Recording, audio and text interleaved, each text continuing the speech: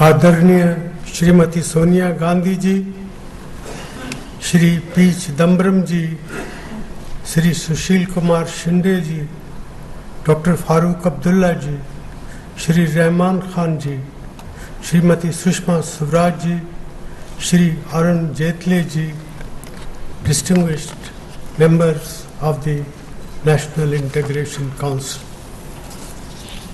National Integration Council की 16वीं बैठक में मैं आप सबका स्वागत करता हूँ।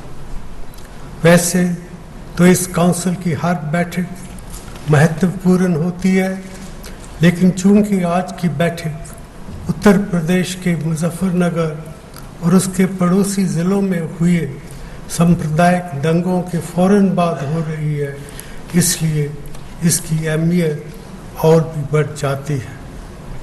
ये घटनाएं ऐसी सांप्रदायिक नफरत को जाहिर करती हैं जो हमारे देश के कौमी किरदार के खिलाफ है और जिसकी हम सबको गहरी चिंता होनी चाहिए। एक छोटे से मामले पर एक मामूली से हादसे का नतीजा ये हुआ कि 50 से ज़्यादा लोगों की जान चली गई, 100 से ज़्यादा लोग घायल हुए और कई लाख करोड़ रुपए की संपत्ति का नुकसान हुआ। हाल के दिनों में सांप्रदायिक हिंसा की कुछ और घटनाएं भी हुई हैं। इस साल अगस्त में जम्मू कश्मीर के किश्तवाड़ ज़िले में सांप्रदायिक दंगे हुए। बिहार के नवादा ज़िले में पिछले साल के अक्टूबर महीने से छोटे मुद्दों को लेकर 3 सांप्रदायिक घटनाएं हो चुकी हैं। इसी तरह हैदराबाद में पिछले 2 सालों के दौरान रुक कर सांप्रदायिक तनाव होता रहा है। खास तौर पे उत्तर प्रदेश में हाल के महीनों में इस तरह की घटनाएं बड़ी तादाद में देखी गई हैं। पिछले साल के दौरान पूर्व उत्तर में भी विभिन्न नस्ली गुटों एवं संप्रदायों के बीच फिर से तनाव पैदा हुआ है। इस तरह के तनावों को कम करने के लिए बहुत सारी कोशिशें की गई।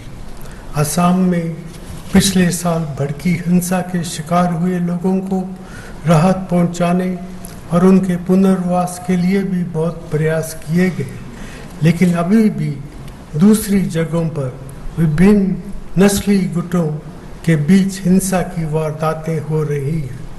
इस तरह के नए हालात में हम सबको विभिन्न सामाजिक गुटों के मिले जुले और सहनशील सामाजिक ढांचे को बनाए रखने के लिए हर मुमकिन कदम उठाने की ज़रूरत है।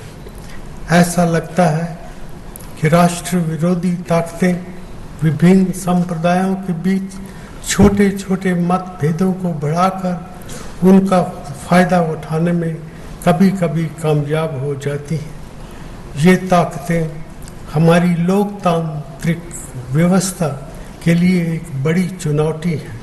उनका सख्ती से मुकाबला करने का हमारी सरकार का पक्का इरादा है। सांप्रदायिक घटनाओं का बिना वक्त खोए और निष्पक्ष और सख्त तरीके से मुकाबला करना राज्यों की जिम्मेदारी है। ये सुनिश्चित करने की ज़रूरत है कि स्थानीय प्रशासन न सिर्फ तेज़ी से छोटी घटनाओं को बड़ा रूप लेने से रोके, बल्कि सांप्रदायिक हिंसा के लिए जिम्मेदार लोगों को जल्द से जल्द सज़ा दिलवाए। दंगा करने और भड़काने वालों के खिलाफ कार्रवाई करने में सरकार की पूरी ताकत का इस्तेमाल होना चाहिए, चाहे वो कितनी भी शक्तिशाली हो या किसी भी राजनीतिक दल से संबंध रखते हो।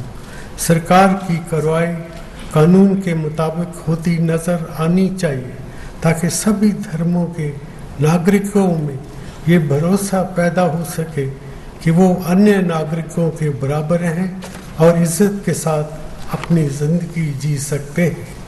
जहाँ तक सरकारी अधिकारियों का सवाल है, उन्हें ये सख्त हदायत होनी चाहिए कि सांप्रदायिक तनाव के मामले में कोई भी लापरवाही बर्दाश्त नहीं की जाएगी और दंगे होने की सूरत में उनकी जवाबदेही भी तय की जाएगी। ये बहस कि सांप्रदायिक हिंसा से चुनाव में किस राजनीतिक दल को फायदा होगा और किसको नुकसान, सच में दुर्भाग्यपूर्ण है। दरअसल सांप्रदायिक दुश्मनी से किसी को भी फायदा नहीं पहुंचता। इससे तो एक सिविलाइज्ड देश के रूप में हमारे वजूद तक को खतरा पैदा हो सकता है। मैं सभी राजनीतिक दलों और मीडिया से आज ये अपील करना चाहूँगा कि वो न तो सांप्रदायिक वाक़यात को राजनीतिक रंग दे और ना ही उनसे राजनीतिक फ़ायदा उठाने की कोशिश करें। मुझे उम्मीद है कि आज की बैठक में सांप्रदायिक सद्भाव बढ़ाने के अच्छे सुझाव सामने आएंगे।